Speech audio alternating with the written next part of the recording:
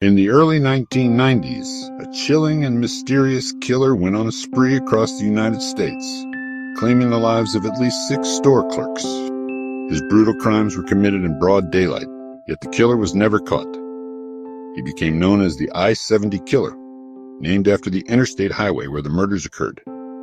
Today, more than 30 years later, the I-70 killer remains unidentified. In this video, we'll explore the details of the case, the victims, the investigations, and the chilling unanswered questions surrounding these murders. The series of murders began in 1992. Over the course of 1 month, between April 8th and May 7th, 6 people were killed at small retail stores along Interstate 70. The victims were all working alone at the time.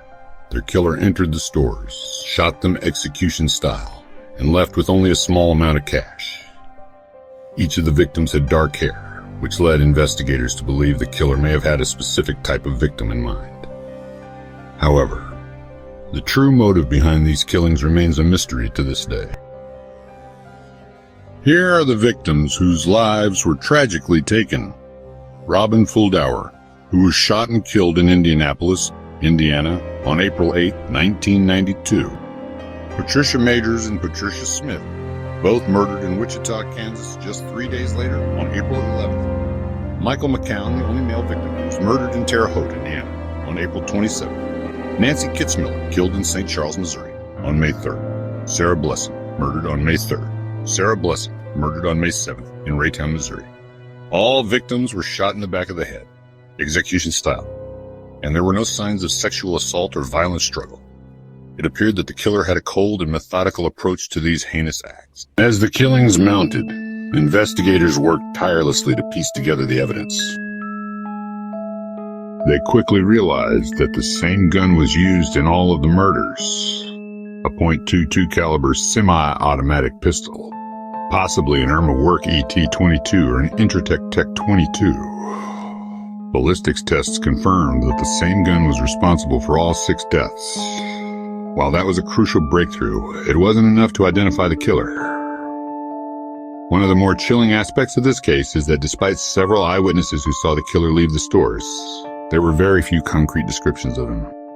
The witnesses described him as a white male, around 5'7" inches to 5'9" inches tall, with sandy or reddish hair and lazy eyelids.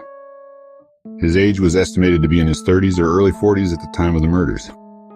But perhaps the most eerie detail?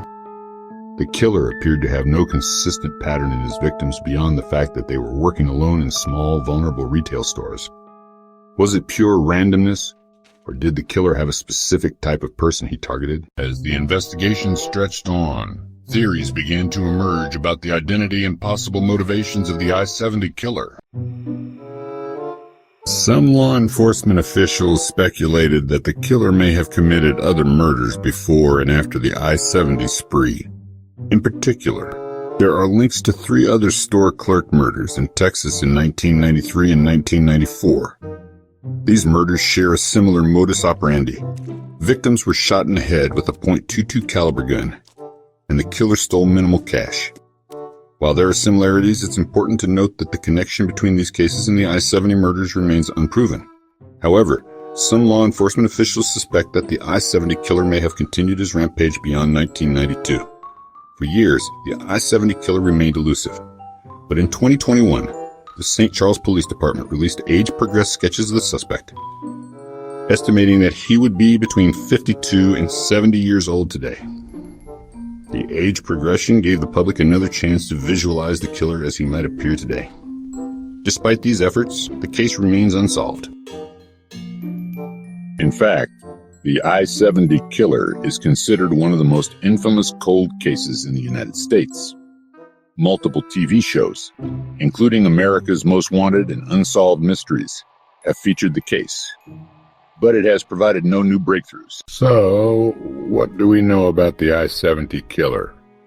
We know that he was a white male, likely between 30 and 40 years old in 1992, with distinctive lazy eyelids.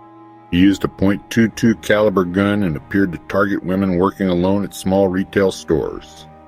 We know that there were multiple eyewitnesses, but the descriptions were inconsistent. making it harder to form a clear picture of the killer's appearance.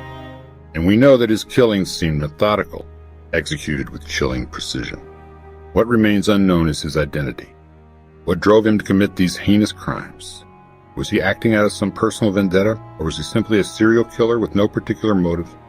The most haunting question of all, will we ever find out who he is? The I-70 killer's identity remains one of the greatest mysteries of modern crime. As time goes on, it becomes harder to solve this case, but it's important to remember the lives that were taken too soon. Robin Fuldauer, Patricia Majors soon. Robin Fuldauer, Patricia Majors, Patricia Smith, Michael McCown, Nancy Kitzmiller, and Sarah Blessing were more than just victims.